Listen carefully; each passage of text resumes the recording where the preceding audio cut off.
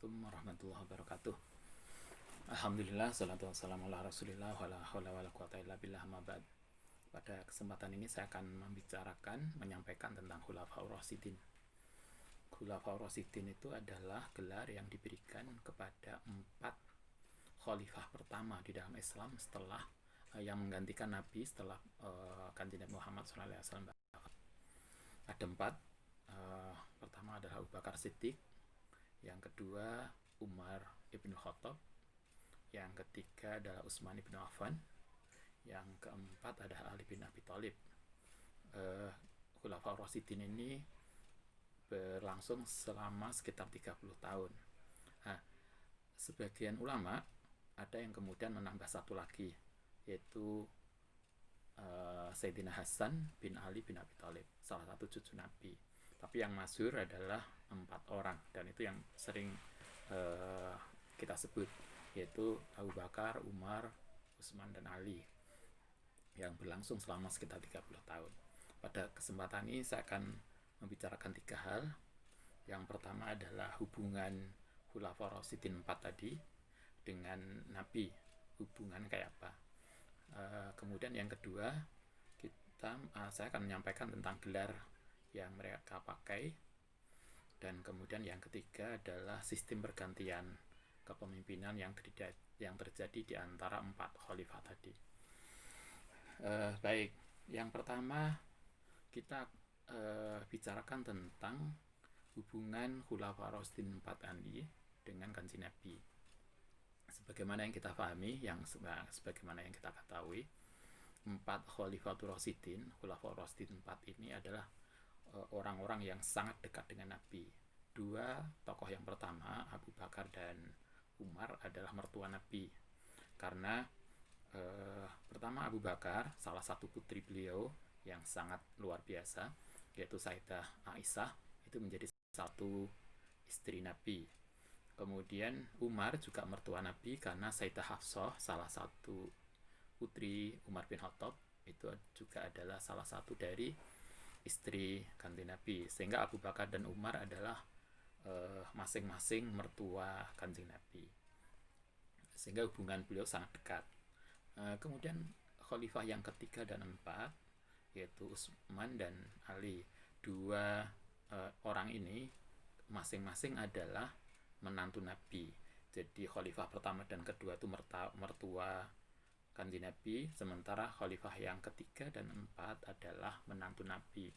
Utsman pernah menjadi menantu Nabi 2 kali, beristri dengan 2 orang istri putri Nabi, tetapi tentu tidak bareng, tetapi setelah yang satu meninggal, kemudian beliau dinikahkan lagi dengan salah satu putri Nabi, sehingga kemudian kita mengenal Utsman itu disebut sebagai Dzunurain, orang yang punya 2 cahaya, karena pernah 2 kali menjadi menantu Nabi. Dua putri Nabi yang menjadi istri Sayyidina Utsman bin Affan adalah pertama Ruqayyah dan Ummi Kulsum. Sementara Ali bin Abi Thalib itu juga salah satu menantu Nabi, karena salah satu putri Nabi yang terakhir, yaitu Sayyidah Fatimah, itu juga menjadi salah satu istri Ali bin Abi Thalib. Sehingga 2 khalifah pertama adalah mertua Nabi, dan 2 khalifah kedua 3 dan 4 itu adalah menantu Nabi. Baik, kemudian kita akan lanjutkan yang kedua, yaitu tentang gelar. Ketika Abu Bakar berkuasa, ketika Abu Bakar diangkat menjadi khalifah, Abu Bakar menggunakan gelar khalifah. Beliau menggunakan khalifatun Nabi. Khalifah itu artinya pengganti. Jadi beliau dikenal dengan atau menggunakan sebagai gelar khalifatun Nabi, pengganti Nabi. Tetapi khalifah ini kemudian ketika masa Umar bin Khattab rupanya berubah. Umar merasa pada satu sisi beliau awalnya menggunakan khalifatu Nabi, khalifatu Nabi, penggantinya pengganti nabi. Nah, akhirnya kan ini nggak efektif. Karena itulah kemudian nggak dipakai. Kemudian pada fase berikutnya Umar menggunakan gelar baru, membuat istilah baru di dalam sistem pergelaran ini, maksudnya sistem kepemimpinan ini, yaitu apa yang kemudian dikenal dengan istilah Amirul Mukminin. Umar lah orang pertama yang mengenalkan istilah Amirul Mukminin, penguasa orang-orang mukmin atau pemimpin orang-orang mukmin, tidak dengan gelar khalifah, karena khalifah itu khalifatun nabi. Nanti kalau belakangnya lagi kan khalifah kayak sahabat, tabiin, kemudian seterusnya, akhirnya menjadi panjang. Umar kemudian merubah dan mengenalkan tradisi baru, istilah baru, yaitu Amirul Mukminin. Amirul Mukminin ini kemudian dipakai oleh Umar, kemudian dilanjutkan oleh Utsman bin Affan, termasuk juga Ali bin Abi Thalib. Nanti pada fase berikutnya, pada masa Bani Umayyah dan seterusnya, istilah Amirul Mukminin ini rupanya kemudian nggak dipakai, menggunakan gelar lain, mengulang gelar yang dipakai oleh Abu Bakar, yaitu khalifah. Hanya bedanya kalau Abu Bakar itu gelarnya adalah khalifatun nabi, pengganti nabi. Tapi kemudian khalifah berikutnya itu tidak khalifatun nabi, tapi khalifatullah, pengganti Tuhan. Karena itulah kemudian mereka, karena merasa sebagai pengganti Tuhan, mereka kemudian mempunyai wewenang yang luar biasa besar, menjadi tidak terbatas. Mereka bisa melakukan apa saja. Ini yang gelar yang beliau pakai. Artinya pada masa awal Islam ada istilah khalifatun nabi, tapi kemudian ada lagi gelar baru yang dikenalkan, yaitu Amirul Mukminin, yang kemudian dipakai oleh Khalifah Umar, Utsman, Ali. Oke, itu terkait dengan gelar yang dipakai. Kemudian kita akan bicara soal yang ketiga, yaitu tentang sistem pergantian kekhalifahan. 4 Khulafaur Rasyidin 4 itu ternyata menggunakan cara yang tidak sama ketika mereka dalam sistem pergantian kepemimpinan. Yang pertama Abu Bakar itu dibaiat. Beliau diangkat menjadi khalifah ketika ada pertemuan di Saqifah Bani Sa'idah. Saya kira para mahasiswa, para pemirsa paham, begitu Nabi wafat, beberapa orang Ansor itu kumpul di gedung Saqifah Bani Sa'idah. Mereka berbicara tentang siapa yang akan melanjutkan kepemimpinan Nabi. Mendengar itulah kemudian Abu Umar ngejak Abu Bakar dan Ubaidah bin Jarrah untuk menyusul atau untuk mengikuti pertemuan yang ada di Saqifah Bani Sa'idah. Di Saqifah Bani Sa'idah itu terjadi perdebatan yang luar biasa tentang siapa yang akan menjadi pemimpin setelah Kanjeng Nabi. Maka kemudian di situ pada akhirnya disepakati bahwa Abu Bakar lah yang diangkat menjadi khalifah. Kemudian orang-orang berbaiat. Karena di Saqifah Bani Sa'idah itu hanya tokoh-tokohnya, tidak semua orang hadir, maka kemudian Abu Bakar dibaiat kembali di Masjid Nabawi. Karena itulah kalau Bapak Ibu para mahasiswa melihat buku sejarah, maka kemudian ditemukan beberapa referen mengatakan bahwa Abu Bakar dibaiat 2 kali. Itu ya, dibaiat pertama di Saqifah Bani Sa'idah pada pertemuan itu, kemudian dibaiat kembali di Masjid Nabawi untuk memberi kesempatan kepada orang-orang yang belum berbaiat. Jadi tidak ada masalah. 2 itu hanya melanjutkan dari baiat pertama, bukan berarti ada sesuatu yang lain yang kemudian dipikirkan yang tidak positif, tidak. Itu Abu Bakar. Beliau dipilih secara langsung. Kalau dalam bahasa kita kayak pemilihan wali kota, pemimpinan gubernur, pemilihan presiden yang dipilih secara langsung. Abu Bakar juga gitu, dipilih secara langsung oleh masyarakat, dibaiat ketika itu, dibaiat secara langsung. Kita menemukan 1, dibaiat secara langsung. Yang kedua Umar bin Khattab ketika menjadi khalifah, beliau tidak lewat pemilihan secara langsung. Beliau menjadi khalifah dengan cara lewat penunjukan. Abu Bakar ketika beliau sepuh kemudian sakit menjelang wafat, beliau menunjuk Umar bin Khattab sebagai pengganti beliau, tentu setelah berdiskusi dengan beberapa tokoh sahabat. Salah satunya ada Tolhah, ada beberapa tokoh yang disebutkan di dalam buku sejarah yang setelah meminta pendapat dari beberapa sahabat senior, kemudian Abu Bakar yang sejak awal ingin menunjuk Umar sebagai penggantinya kemudian melakukan itu.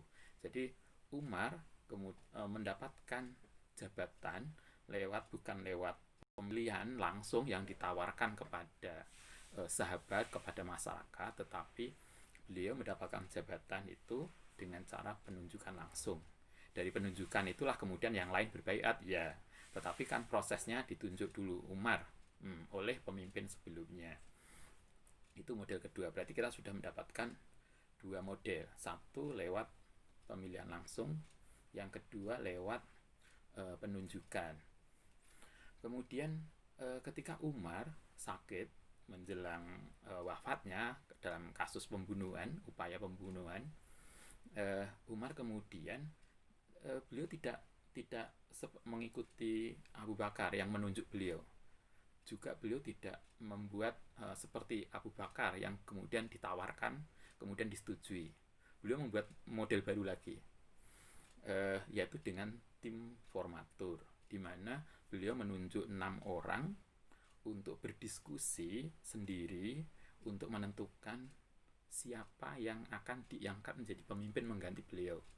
Di dalam sejarah kita mengenal ada 6 tokoh tim formatur yang berdiskusi untuk menggantikan Umar bin Khattab tadi. Adalah satu di situ anggotanya ada Utsman bin Affan, ada Ali bin Abi Thalib, ada Abdurrahman bin Auf, ada Sa'ad bin Abi Waqqas, ada Zubair bin Awam, kemudian ada Tolhah bin Ubaidillah, ada 6.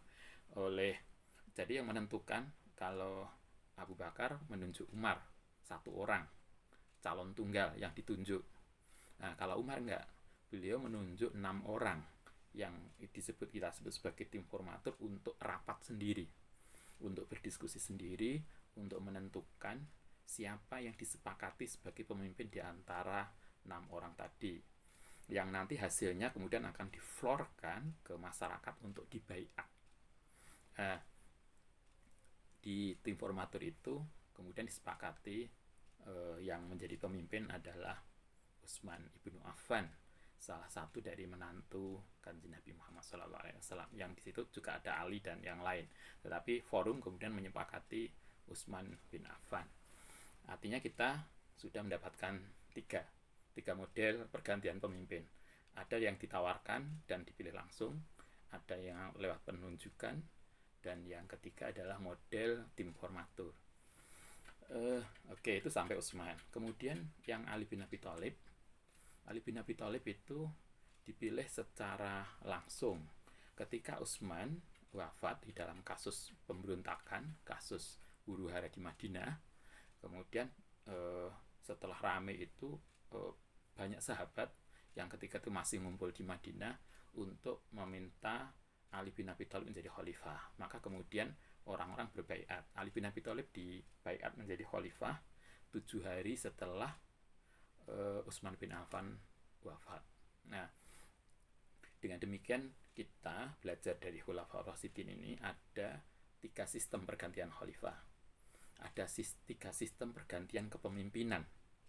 Yang pertama diflorkan, dipilih langsung oleh masyarakat. Yang kedua lewat penunjukan. Yang ketiga adalah lewat tim formatur. 4 Khulafaur Rasyidin tadi ternyata tidak sama di dalam proses bagaimana cara mereka memutuskan untuk memilih menjadi pemimpin. Siapa yang akan menjadi pemimpin? Mereka ternyata tidak sama. Padahal mereka adalah orang yang dekat dengan Nabi, orang yang bersama Nabi, orang yang tahu dengan apa yang diajarkan oleh Nabi. Ternyata berbeda-beda. Karena itulah sebagian ulama kemudian mengatakan bahwa berdasarkan riwayat-riwayat ini, kenyataan-kenyataan ini, maka sebagian orang kemudian mengatakan bahwa sistem pengangkatan pemimpin itu, atau di dalam sistem politik Islam itu tidak baku harus dengan sistem apa, tidak ada. Itu semua tergantung kepada konteks kita, mana yang maslahah. Alasannya adalah kalau memang benar Islam itu mengatur sebuah sistem yang baku, harus begini, maka mestinya Khulafa Rasyidin, orang yang hidup dengan Nabi, bersama Nabi, orang yang dekat dengan Nabi, itu mesti pemikirannya akan sama, sistem yang dia pakai mesti akan sama. Tapi ternyata Khulafa Rasyidin yang 3 yang pertama itu beliau tidak sama. Itu menunjukkan bahwa Nabi tidak menentukan bagaimana sebuah sistem harus dikelola, tetapi hanya memberikan bagaimana makna dan moralitasnya. Sistem pemerintahannya terserah, tetapi ada sistem moralitas yang ditentukan. Jadi artinya sistemnya berarti Nabi tidak menentukan, Islam tidak menentukan, agama Islam tidak menentukan bagaimana sistem itu bentuknya, karena nyatanya para Khulafa Rasyidin yang awal itu tidak sepakat dengan itu. Karena itulah itu tadi menunjukkan bahwa itu adalah tergantung konteks dan situasi kita masing-masing. Yang ada ditentukan dalam Islam adalah moralitasnya, prinsip-prinsip, spiritnya. Itu yang bisa kita ambil pelajaran dari Khulafa Rasyidin. Jadi pada sesi ini kita bicara tentang hubungan para Khulafa Rasyidin dengan Kanjeng Nabi, bicara tentang gelar yang digunakan, dan yang ketiga kita bicara tentang sistem pergantian kepemimpinan yang dijalankan dan diberikan contoh oleh Khulafa Rasyidin pada kita. Semoga bermanfaat. Terima kasih.